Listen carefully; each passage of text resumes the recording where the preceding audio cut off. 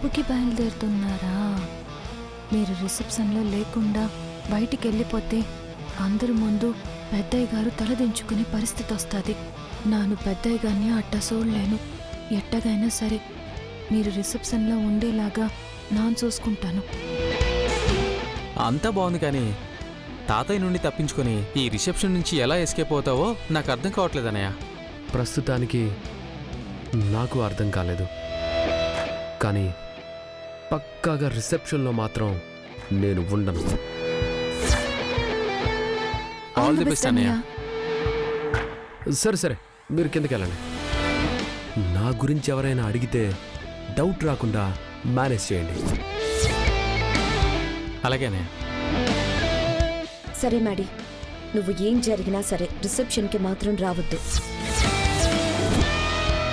అన్నయ్య సరే అత్తయ్య. ఇదిగో నువ్వు అడిగిన సూట్. మీరు రండ్రా.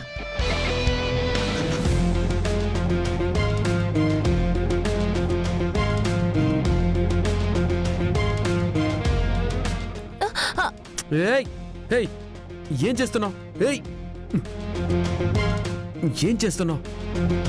వేరొకళ్ళ రూమ్లోకి వచ్చేటప్పుడు డోర్ నాక్ చేసి రావాలన్నా సెన్స్ కూడా నీకు లేదా? అవునులే, మట్టి బుర్ర కదా, సెన్స్ ఎక్కడి నుంచి వస్తుంది? కోసంత ఆగండి. పెద్దయ్య గారు అందరినీ పిలిచి రిసెప్షన్ ఏర్పాట్లు చేయిస్తుంటే రిసెప్షన్కి పంగనామం పెట్టి పెద్దయ్య గారు తలదించుకునేలా చేయాలనుకుంటున్నారా? మరి మీ సెన్స్ ఏటైనాది? రిసెప్షన్కి నేను పంగనామం పెట్టడం ఏంటి? ఏం మాట్లాడుతున్నావు? మీ కాకమ్మ కబుర్లు నా కాడ చెప్పకండి. మీరు మీ అత్తయ్య వాళ్ళతో మాట్లాడింది మొత్తం నా విన్నాను.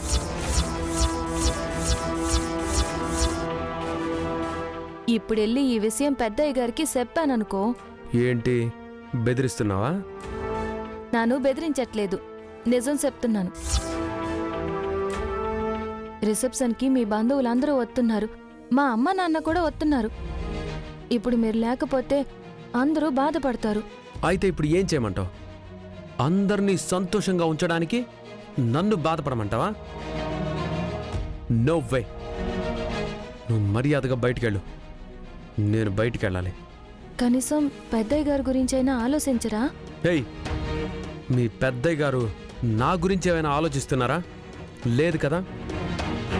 అలాంటప్పుడు నేనెందుకు ఆలోచించాలి? నా గురించి ఆలోచించే వాళ్ళ గురించి ఆలోచిస్తాను తప్ప ఇంకెవ్వరి గురించి ఆలోచించను. ఇదే మీ నిర్ణయమా? ఎస్. మీరు ఈడ నుంచి బయటికి ఎలా వెళ్తారో నాను సొత్త. హేయ్ హేయ్, నా ఫోన్ ఇవ్వు. హేయ్.